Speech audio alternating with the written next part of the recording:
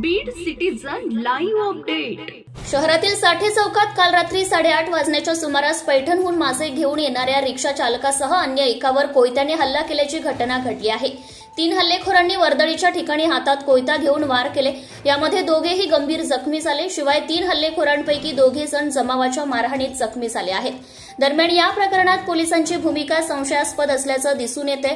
Social मीडियावर एक video viral झाला असून त्यामध्ये हल्ल्यातील जखमी लियाकत खान हा मांस असल्याच्या संशयावरून आम्हाला मारले असे सांगत आहे, तर जबाब घेणारे पोलीस मात्र त्याला मध्येच थांबवत अबे झूठ मत बोल असा सल्ला देताना व्हिडिओमध्ये स्पष्ट दिसत आहे।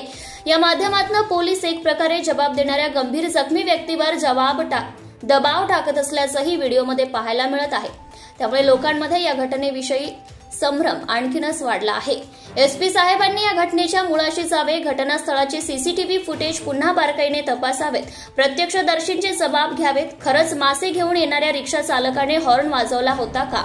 बुलेटवर आलेले 3 रिक्षाच्या पाठीमागे होते की पुढे होते? कोयत्याने मारहाण करत असताना हल्लेखोर आणि रिक्षा चालक यांच्यामध्ये नेमकं काय संभाषण झालंय?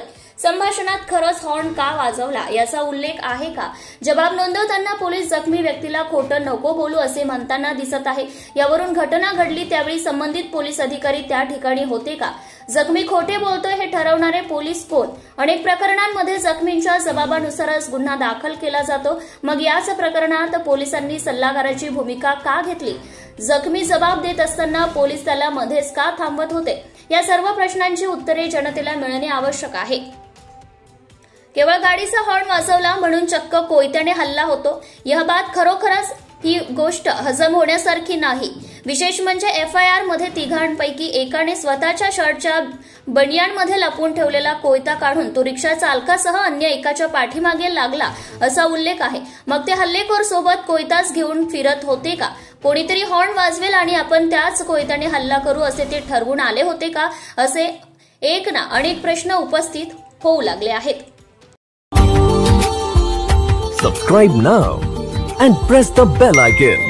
Never miss an update.